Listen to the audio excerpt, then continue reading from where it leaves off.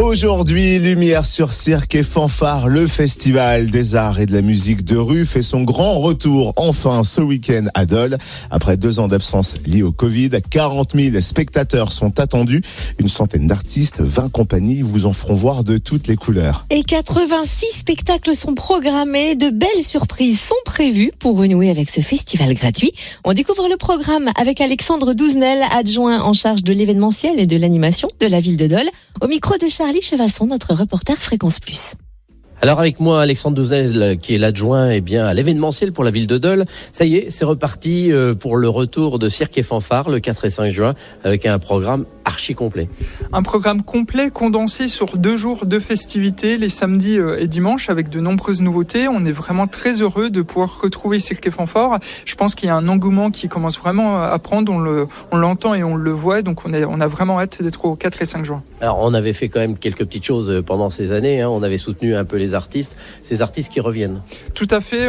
Pendant ces 2 années de pandémie, on a continué, la ville de Dole, à soutenir les artistes en les programmant. On avait fait les samedis c'est fanfare, si vous vous souvenez, en 2020 et 2021, où pendant 8 samedis, en septembre-octobre, on programmait de l'art de rue, des cirques, des fanfares pour les soutenir, puisqu'ils avaient malheureusement plus beaucoup de dates. On voulait quand même continuer à les soutenir à travers cette programmation. Alors, quels sont les grands axes pour cette version 2022 ? Alors, c'est une version 2022 qui a quelques nouveautés. Notamment, on a retravaillé les temps des soirées. Le samedi soir, on remplace le grand concert par un grand spectacle de cirque, un spectacle grand format de plus d'1 heure qui sera sur la place nationale, qui va, on l'espère, marquer les esprits. Il faudra pas le louper. Il n'y aura qu'une représentation le samedi soir.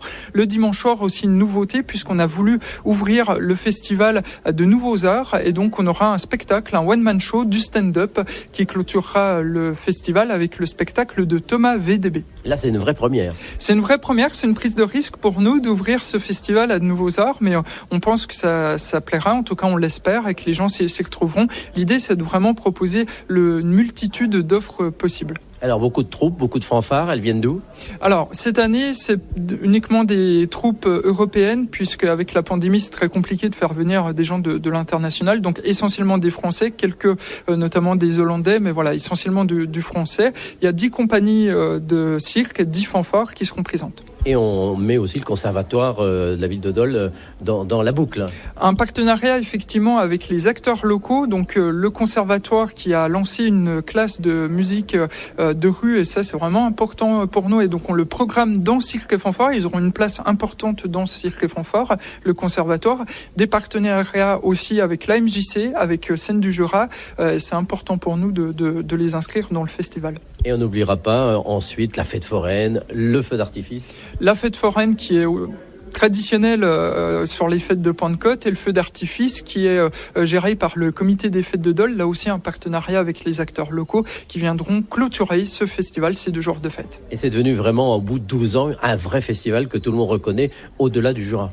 C'est en tout cas un festival qui est connu et reconnu, je crois, pour sa qualité artistique aussi. C'est plus de 40 000 spectateurs sur les 2 jours. On en attend encore plus cette année, notamment vis-à-vis de l'engouement et de l'envie des gens. Je pense que les gens ont envie de se retrouver, on le voit, on le sent, et donc ça risque d'être une très très belle édition. Et pour terminer, c'est un éco-festival, et en plus il y aura une application.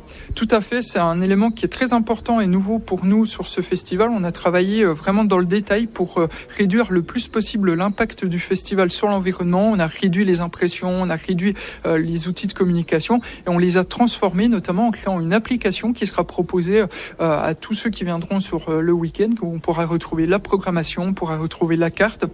Et aussi, on pourra sur cette application voter pour sa fanfare et sa compagnie de cirque préférée, puisque s'il est de tradition maintenant sur Cirque et Fanfare d'élire la meilleure fanfare et la meilleure compagnie de cirque. Donc à travers cette application, on pourra le faire. Merci beaucoup Alexandre Douzenel, adjoint en charge de l'événementiel et de l'animation de la ville de Dole, au micro de Charlie Chevasson, notre reporter Fréquence Plus. Cirque et Fanfare, c'est ce week-end à Dole. Vous retrouvez le programme complet sur le www.cirqueetfanfareadole.com.